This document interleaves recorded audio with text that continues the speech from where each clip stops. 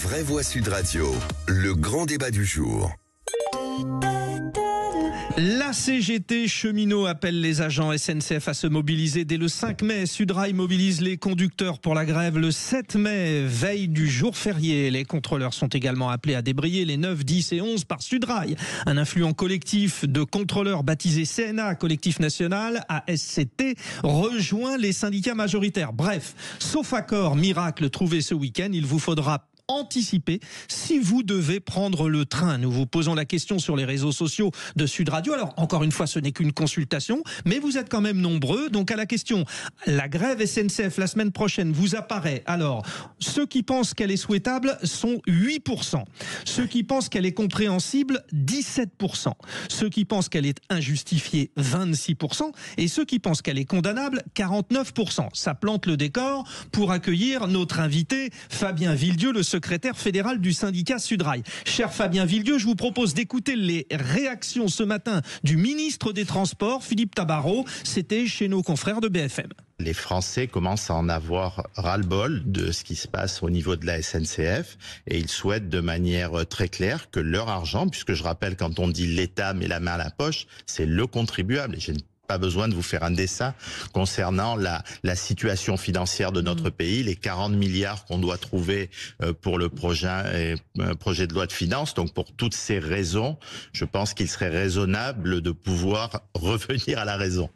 Cher Fabien Villedieu, dans un instant, les trois vraies voix vont vous houspiller, vont vous poser des questions, vont vous titiller peut-être. Mais votre réaction, Fabien, à cette déclaration du ministre ce matin? Écoutez, on a un ministre qui aime bien mettre de l'huile sur le feu. Vous savez, vu le nombre de mensonges qu'on fait sur la SNCF et les cheminots, et puis pas depuis 15 jours, depuis des années et des années, vous vous rendez compte qu'il y a encore des gens qui pensent que les cheminots, on a la prime charbon. Aujourd'hui, nouveau mensonge du ministre des Transports, qui est censé quand même connaître un peu son dossier, où il explique sur BFM que les cheminots, les jours fériés et les dimanches sont payés double, ce qui est complètement faux. Voilà, c'est une revendication Sudrail. Par contre, ça c'est vrai. Et d'ailleurs, peut-être que en disant ça, il veut ouvrir une porte de négociation. Mais en tout cas, je comprends que les cheminots sont agacés. On raconte que de la merde sur la SNCF et les cheminots. Bon. On raconte que des mensonges. Donc, si on rétablissait un petit peu de vérité, je pense qu'une partie des gens pourraient nous comprendre. Alors, essayons de rétablir cette vérité. Philippe Bilger. Dans le pluralisme des questions posées par Sud Radio, je dirais que je choisirais l'adjectif compréhensible. Non pas que je sois fanatique des grèves, mais je ne peux pas penser que Sudrail et les autres syndicats dans le ferroviaire soient à ce point obtus ou de mauvaise foi pour créer des grèves par le pur plaisir d'ennuyer le citoyen. Mais une fois que j'ai dit cela, et je suis curieux de connaître l'avis de notre invité, je me demande si on ne pourrait pas lutter contre cette tradition française qui fait qu'on considère qu'une grève n'est réussie que lorsqu'elle a créé le maximum de nuisances à des gens qui n'en peuvent. Mais il y a des pays qui ont trouvé d'autres moyens pour faire grève et dont les victimes ne sont pas forcément les citoyens comme chez nous lors des grèves, ceux qui utiliseront la voie ferroviaire. Alors c'est un problème. Sur le mode de fonctionnement, Fabien Villedieu, on peut imaginer, par exemple, vous laissez les portes ouvertes et on peut rentrer comme ça, on rentre gratuitement. Fabien. Écoutez, on utilise un droit. Mais c'est marrant parce qu'on critique beaucoup la grève, mais à un moment donné, si vraiment le problème en France, c'est le droit de grève, faut changer la Constitution. Voilà, c'est un droit constitutionnel, un droit qui a été obtenu difficilement, parce que je rappelle que pendant des années, c'était interdit de faire grève. Voilà, on a obtenu ce droit-là, et dès qu'on l'exerce, on a l'impression qu'on est des monstres. Oh là là, vous vous rendez compte? Vous allez exercer votre droit de grève. On va au bout de la logique. Si effectivement exercer le droit de grève, on devient des monstres, il y a un moment donné, il faut changer la loi, il faut changer la Constitution. Sur le mode de faire, c'est les modalités, Fabien Villedieu. Il n'y a pas moyen de faire autrement que d'empêcher les trains de rouler, je sais pas, non? Écoutez, l'année dernière, on a fait une grève qui n'était pas très populaire. ça nous a permis d'obtenir l'accord de fin de carrière qui a fait beaucoup parler de lui. Au moins, on peut reconnaître que la grève permet de temps en temps d'avoir des avancées sociales. Voilà, parce que la grève, la finalité, c'est ça, c'est d'avoir des avancées sociales. Alors moi, je conçois qu'effectivement, ça embête les gens et je suis pas là tous les matins en disant, enfin, moi, je suis conducteur de train. Ma vie, c'est de déplacer les gens. J'ai pas de souci là-dessus. Mais je conçois que ça peut embêter.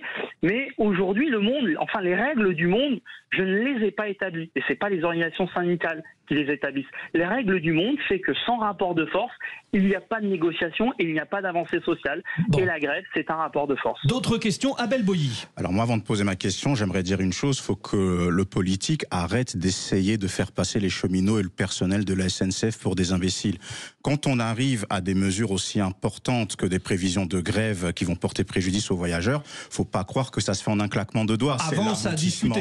De discussion. Donc voilà, donc je parle sous le contrôle de Monsieur Villedieu. Et puis il y a les points aussi. Il y a la question des plannings, où effectivement il y a trop de changements à la dernière minute, comme si les salariés étaient des pions. Il y a la question des salaires. Il me semble que la SNCF a fait une mauvaise communication en disant que les salaires avaient été augmentés de 2,2%, sans prendre en compte qu'il y avait une augmentation automatique de 1% déjà cette année. Et il y avait la dernière chose, c'est qu'il y a une proposition de loi sur la limitation du droit de grève aussi qui est à l'étude. Donc moi, pour ma part, j'ai un train à prendre la semaine prochaine qui risque d'être annulé. Évidemment que ça me casse les pieds, mais je trouve que c'est compréhensible, d'autant plus que la SNCF est bénéficiaire. On parle de 1,6 milliard encore de bénéfices sur le dernier exercice. Donc oui, si j'étais salarié, je pense que je serais dans la même dynamique. Fabien Villedieu, vous avez tout essayé pour éviter de faire la grève, vous nous le confirmez? Bah oui, ça fait 1 mois et demi qu'on a posé les préavis. Ça fait 1 mois parce qu'on a vu que ça bougeait pas, qu'on a fait sortir ça dans la presse. Ça fait 1 mois que moi j'en prends plein la gueule, excusez-moi de l'expression, parce que cheminot toujours en grève, machin bidule. Donc on a tout fait justement pour ne pas aboutir à la grève. Et on peut encore gagner. Enfin moi j'y crois. Si la direction nous appelle, on trouve un accord. On sait quand la direction elle veut trouver un accord, en quelques heures ça se fait. Et encore ce week-end, on peut trouver une solution. Et par ailleurs, poser la question de la répartition des richesses. L'augmentation, la prime de travail, mais en fait, c'est l'augmentation des salaires. Dans la seule entreprise ferroviaire qui fait des bénéfices, en quoi c'est incongru ? Enfin, on aurait 4 milliards, 1,8 milliard de pertes comme la Deutsche Bahn. Bon, à la limite, je peux être à Sudrail et me dire, bon, bah, la boîte, elle n'a pas l'argent. On aurait 200 millions de pertes comme Trenitalia. Bah, je dirais la même chose. On aurait 3 millions de pertes comme Renfe. Non, on est la seule entreprise ferroviaire à gagner de l'argent. On pose la question de l'augmentation des salaires et on nous fait passer pour des monstres. Il y a un moment donné, il y a des choses qui ne vont pas. Alors, René Chiche. Oui, alors moi, un peu comme ici autour de la table, je suis aussi plutôt compréhensible par rapport à cette grève. En plus, il y a quand même le week-end encore pour négocier, on ne sait jamais. Là. Oui, il le dit clairement, Fabien. Monsieur Villedieu. Et puis, la direction des ressources humaines et des relations sociales de la SNCF, je l'avais dit il y a 2 semaines d'ailleurs, est une direction plutôt ouverte à la négociation comme celle de la RATP. Donc, on ne sait jamais, il peut y avoir un miracle, entre guillemets. Mais moi, je suis compréhensible parce qu'en plus, moi, je ne participe pas à cette petite musique depuis plusieurs années qui fait croire que les salariés de la SNCF, en particulier les cheminots et les cheminotes, les agents, sont des privilégiés. Non, c'est pas vrai. Le salaire moyen d'un agent de la SNCF, il est à peu près, je crois, 2200, 2300. Donc, c'est pas non plus des salaires exorbitants. Ils ont peut-être quelques avantages, peut-être pour les transports ou je ne sais quoi. Donc ça, voilà. Et il faut pas oublier aussi qu'il faut, à mon avis, que M. Tabarot ne soit pas trop présent.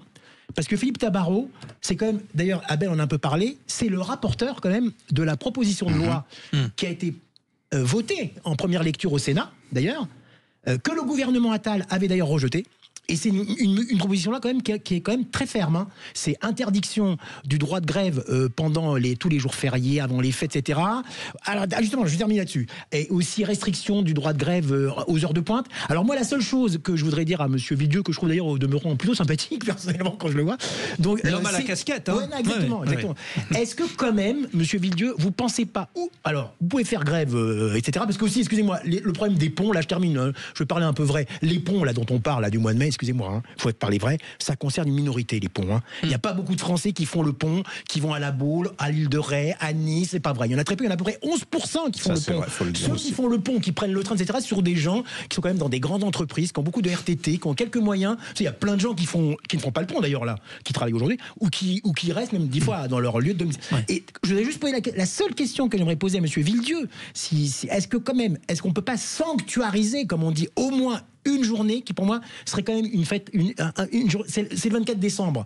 Vous voyez, la fête un peu familiale par excellence. Allez, 24-25. Voilà. Fabien, sur cette sacralisation. Voilà. Bah, vous savez, j'ai regardé parce qu'on me dit souvent vous êtes souvent en grève à Noël. Depuis la création de la SNCF en 1937, les cheminots, on a été 3 fois en grève pendant Noël. Oui, mais vous menacez quand même parfois, ça peut vous arriver. Oui, mais menacer, ça c'est une chose. Oui, quand même. Vous pouvez menacer, les trains roulent. Oui. Enfin, j'espère on peut faire la différence entre menacer pour créer un rapport de force et pouvoir négocier et trouver un accord et faire véritablement grève. Et par ailleurs, quand même sur l'histoire du 8 mai des ponts. Enfin, moi, j'ai 2 filles, elles sont à l'école. Le 9 mai, elles ont école. Oui. Le 9 mai, ce n'est pas un pont. Non, d'ailleurs, ce n'est pas un pont. Vous savez que les parents peuvent avoir une amende. Les parents peuvent avoir une amende s'ils n'amènent pas leurs enfants. On grossit le pont du 8 mai, je répète, ce n'est pas un pont. Les gens travaillent le 9 mai, les enfants sont scolarisés le 9 mai.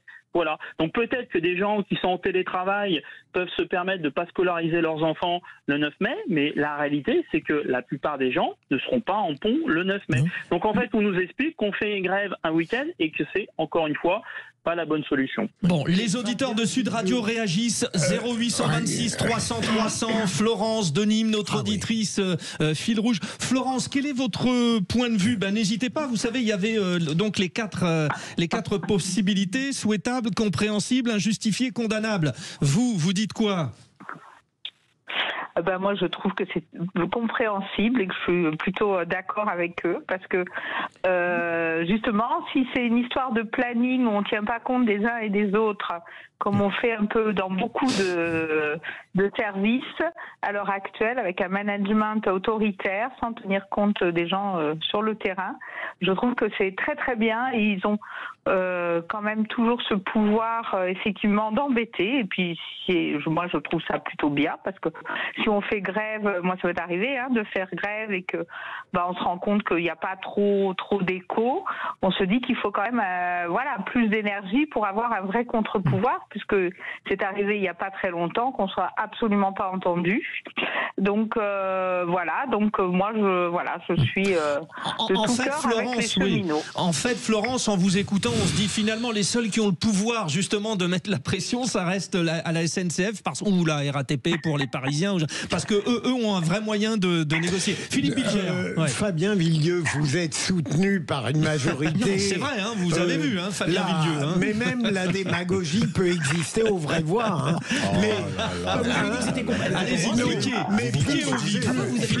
Plus sérieusement, est-ce que vous acceptez au moins une interrogation sur d'autres modalités du droit de grève? Jamais il n'a été question de mettre en cause le droit lui-même, mais est-ce qu'il serait choquant de discuter d'autres moyens de faire grève et évidemment de ne pas porter atteinte à la communauté des citoyens, qu'ils fassent le pont ou non? Notre invitée Florence disait très crûment que elle a envie de faire grève parce qu'elle veut, elle n'a pas utilisé le terme grossier auquel je pense, mais créer le maximum de nuisances. Est-ce qu'il n'y a pas là quelque chose d'un peu choquant? Je n'ai pas parlé de nuisance. Je suis pas d'accord. J'ai pas parlé de nuisance. Allez-y, Florence, faites attention. J'ai été poli. En gros, ça voulait dire je comprends qu'on crée le maximum de voilà. Vous confirmez, Florence? De contre-pouvoir. Voilà, ah oui, comme c'est joliment dit. Ouais. Ça change pas réellement l'ennui. Chacun est attaché à ses mots. Oui, René Chiche.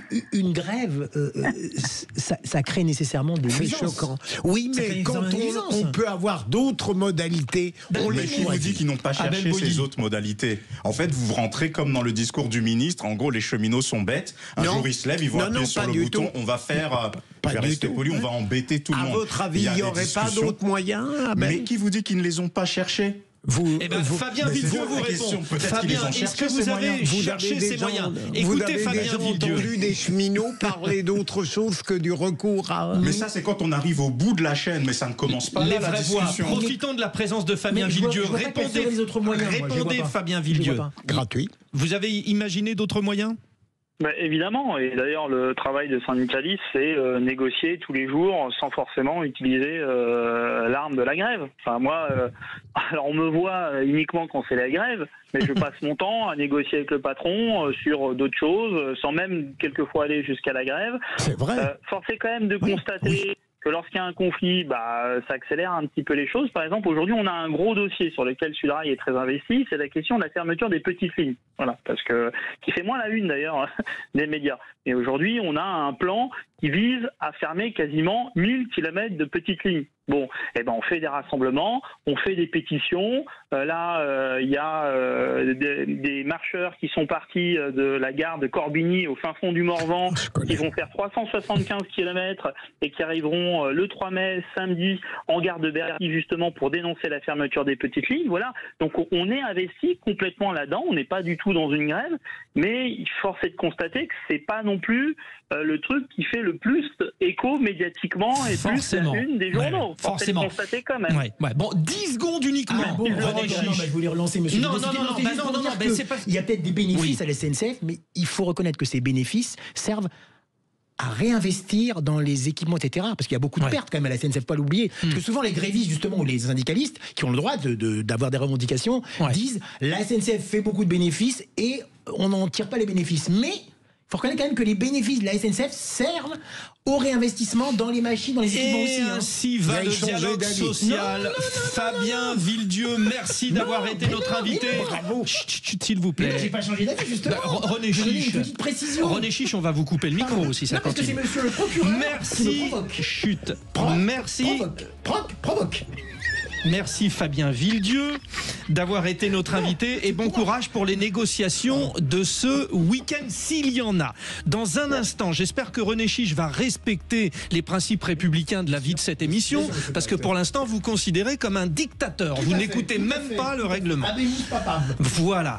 Alors dans un instant nous allons jouer. Florence reste avec nous au 0826 300 300. Est-ce qu'elle choisira René Chiche? C'est pas le meilleur des choix, quoique. À tout de suite. Sud Radio, votre attention est notre plus belle récompense. C'est vraiment agréable d'entendre une radio aussi joyeuse, même que ce soit le 7h du matin et le soir, c'est excellent. Sud Radio, parlons vrai.